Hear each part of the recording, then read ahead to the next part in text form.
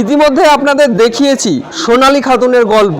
সোনালী খাতুন যাকে বাংলাদেশি তকমায় বাংলাদেশে পাঠিয়ে দেওয়া হয়েছিল এবং ইতিমধ্যে তিনি ভারতবর্ষে এসে পৌঁছেছেন এবং তার কি বক্তব্য, তার কি কষ্ট, তার কি যন্ত্রণা সবটাই আমরা আপনাদেরকে শুনিয়েছি।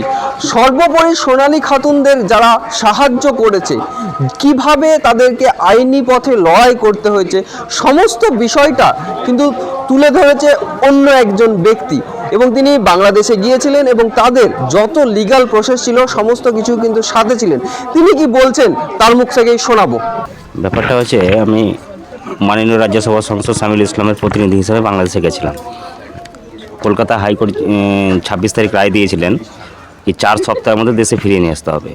আমি 26 তারিখ রায় দিয়েছিলেন, আমি 27 তারিখ বাংলাদেশে রওনা হয়েছিলাম বৈধ ভিসাতে। আমার বাংলাদেশে কাজ ওটাই ছিল কি এদেরকে 20 আগস্ট বাংলাদেশ চাঁপাইনবাবগঞ্জ সদর থানা তাদেরকে অনুপ্রবেশকারী হিসেবে অ্যারেস্ট করে এবং জেলে থাকে। আমি ওখানে গিয়ে আমার 42 দিনের অভিজ্ঞতা, তাদেরকে সম্পূর্ণ জামিন করা এবং তাদেরকে জামিন করে দেশে ফিরিয়ে নিয়ে আসা। হ্যাঁ, এটা কঠিন একটা কাজ, কিন্তু কঠিন কাজটাকে চেষ্টা করেছিলাম একটু যাতে এরা দেশে ফিরতে পারে। বাংলা বিরোধী জমিদাররা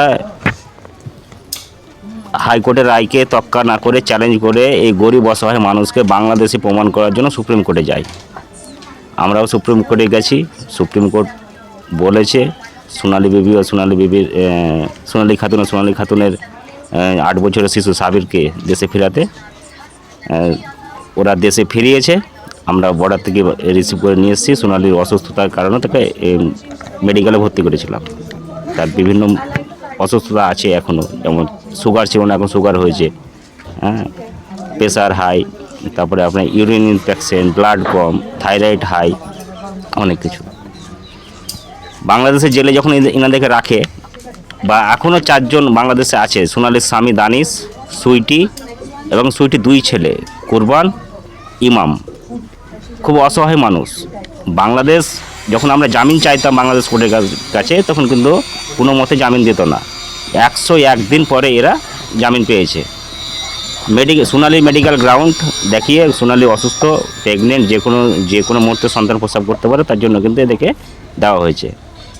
তাও বাংলাদেশের লোকাল এক জিম্মা নামায় লোকাল স্থায়ী বাসিন্দার ফারুক আলীর জিম্মাতে তাদেরকে জামিন দেওয়া হয়েছে। বাংলাদেশ কোর্ট আগামী দিন যেটা বলবে সেই অনুসারে চলতে হবে।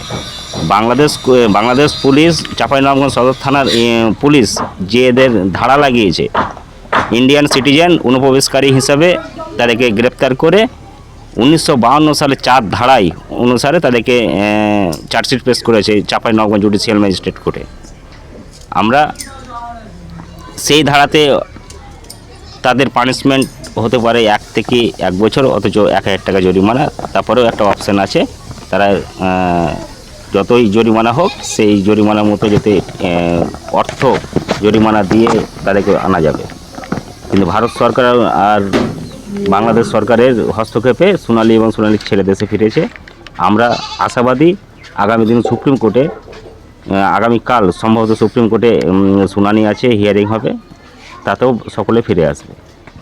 যদি দেশের সরকার যদি আরও ব্যবস্থা গ্রহণ করতো, তাহলে কি আরও তাড়াতাড়ি আসা যায়? অবশ্যই।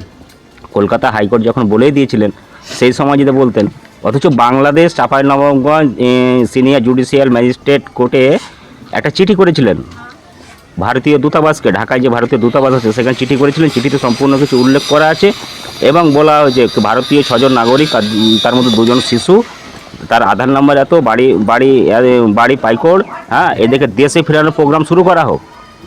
বাংলাদেশ কোর্ট করেছিল, চিঠি করেছিল, তারপরেও কিন্তু কোনো উত্তর পাওয়া যায়নি। এরপরেও বাংলাদেশও কিন্তু চাই কি এরা দেশে ফিরে যাক, কিন্তু জামিনটা খুব মুশকিলই ছিল। তার কারণ হচ্ছে এরা তো ইন্ডিয়ান সিটিজেন, ওখানে জামিন নিয়ে থাকবে কোথায়? তার জন্য আমাকে একজন লোকাল একটা ছেলেকে ঠিক করতে হয়েছিল। তিনি জিম্মাতে জামিন নিয়ে এখন বর্তমানে এই 2 জন ফিরে এসেছে। আর সুইটি, দানিশ, কুরবান আর ইমাম এখন পর্যন্ত ওই বাংলাদেশ ফারুক আলীর বাড়িতে জিম্মা